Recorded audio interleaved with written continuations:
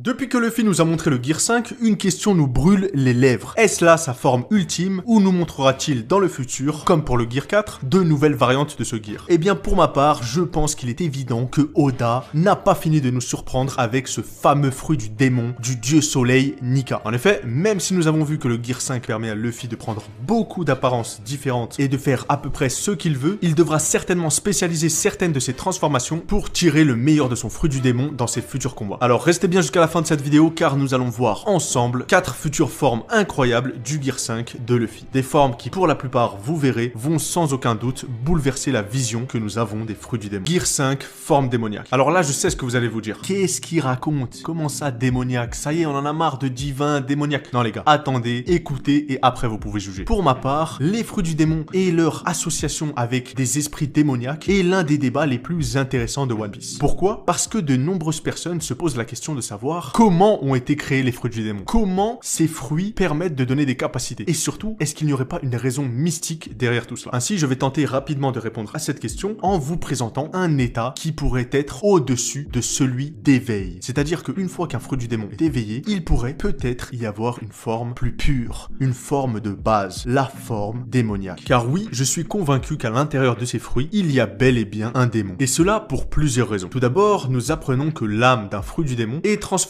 au fruit commun le plus proche lorsque son utilisateur meurt. Et ça, je sais pas ce que vous en pensez, mais ça nous montre déjà que les fruits du démon ont une âme. Maintenant, reste à savoir si cette âme appartient à un démon ou pas. Eh bien, nous avons peut-être un exemple avec les utilisateurs des Zoan. En effet, rappelez-vous de ces Zoan qui ont raté leur réveil à Impel Down. Eh bien, on se rend compte que ces types sont devenus complètement débiles et sont devenus simplement des animaux, au sens propre du terme. C'est-à-dire qu'on a un koala, il est débile. Je pense que tu discutes politique avec lui, il va te dire un truc en koala, je sais pas comment il parle, mais vous avez compris l'idée. Ainsi, on en vient à la conclusion qu'un éveil raté donne au démon abrité dans le fruit un pouvoir total. Et ce qui est assez intéressant avec ces théories de démon, c'est qu'elle a été remise au goût du jour avec l'arc Onigashima. En effet, rappelez-vous, Nico Robin face à Black Maria est parvenu à développer une technique Démonio Flower. Et cette technique permet à Robin de faire éclore un clone géant de son corps complet et ce clone revêt une apparence démoniaque. Regardez-moi ce design. Est-ce que Oda il est pas en train de nous dire, les gars, ce démon que je vous présente, il est contenu dans chacun des fruits que je vous ai présentés? Bien sûr, on est d'accord, ce démon a été créé de toutes pièces par Robin. Mais est-ce que ce serait pas un clin d'œil de la part d'Oda pour nous utiliser dans le futur l'un des secrets des fruits du démon? Eh bien, c'est ce que je pense. Cependant, à la différence de la technique de Robin, le démon contenu dans le fruit transformerait complètement l'utilisateur, le rendant méconnaissable. Si Luffy parvenait à avoir cette forme démoniaque, il serait inconscient. Et c'est le démon de son fruit qui contrôlerait ses mouvements. Ainsi, cette forme donnerait à Luffy une force et une agilité dépassant l'entendement. Il serait dans un état de rage intense et ne s'arrêterait qu'une fois que son ennemi aurait complètement été détruit. Sous cette forme, Luffy serait à l'opposé de ce qu'était le dieu soleil Nika. Il ne sourirait absolument pas et serait guidé uniquement par son instinct primaire. Bien sûr, si un jour Luffy nous montre une telle forme, il faudrait qu'il apparaisse dans un moment dramatique. Un moment où Luffy est au bord de la défaite et qu'il sait que sans cette forme, il ne pourra pas s'en sortir. Et je sais que beaucoup verront là une similarité avec Naruto et Kyuubi, mais ne nous mentons pas, les auteurs de manga, ils s'inspirent tous l'un de l'autre et pour ma part, ce serait pas du tout gênant. Le Gear 5 forme liberté absolue. Et si Luffy nous montrait une forme encore plus libre que celle qu'il nous a déjà montrée? C'est ce que nous allons voir à présent. La première fois que Luffy a utilisé les capacités du Gear 5, Kaido s'est posé la question suivante. Pourquoi Luffy parvient à utiliser les propriétés de l'éveil d'un paramécia, c'est-à-dire en influant son environnement, mais également pourquoi est-il capable d'avoir une transformation semblable à celle d'un Zoan? Par la suite, nous avons compris que Luffy n'avait jamais été un paramécia et qu'en réalité c'était un Zoan mythique. Cependant, Kaido a soulevé un bon point. Comment se fait-il que Luffy parvient à transformer son environnement en caoutchouc alors qu'un Zoan en est incapable? Eh bien c'est à partir de cette phrase que j'ai compris que Oda nous réservait encore une forme pour Luffy. Une forme encore plus libre, lui permettant d'avoir également les propriétés d'un Logia. Car oui, même si Luffy est composé de caoutchouc, il ne peut pas en produire ni utiliser toutes ses propriétés. Ainsi, cette forme que j'ai appelée liberté absolue permettrait à Luffy de créer une multitude d'objets en caoutchouc. Nous avons déjà vu qu'il en était capable quand il s'est créé des lunettes contre Lucci, mais grâce à cette forme, il pourrait créer des armes, des véhicules, des projectiles, une PS5 et encore plein d'autres choses. Plus que cela, grâce à cette forme, Luffy pourrait se liquéfier et donc prendre l'apparence qu'il souhaite. Et ce ne serait pas choquant parce que nous avons vu que Luffy, lorsqu'il était KO et en train de s'éveiller, eh bien on avait l'impression qu'il fondait. Donc peut-être que là, nous avions un clin d'œil de la part d'Oda pour ce qu'il va arriver dans le futur. D'autant plus que ce serait pas logique de nous mettre les propriétés d'un paramécia, les propriétés d'un Zoan et d'oublier d'oublier les propriétés d'un Logia, qui sont sans aucun doute les plus intéressants. Le Gear 5, forme titanesque. Nous avons déjà vu Luffy utiliser cette forme contre Kaido. Et autant vous le dire, elle était surpuissante. Luffy, pour rappel, il a fait littéralement de Kaido une corde à sauter. Pour autant, en voyant cette capacité, j'ai compris que ce n'était que les prémices d'une future forme encore plus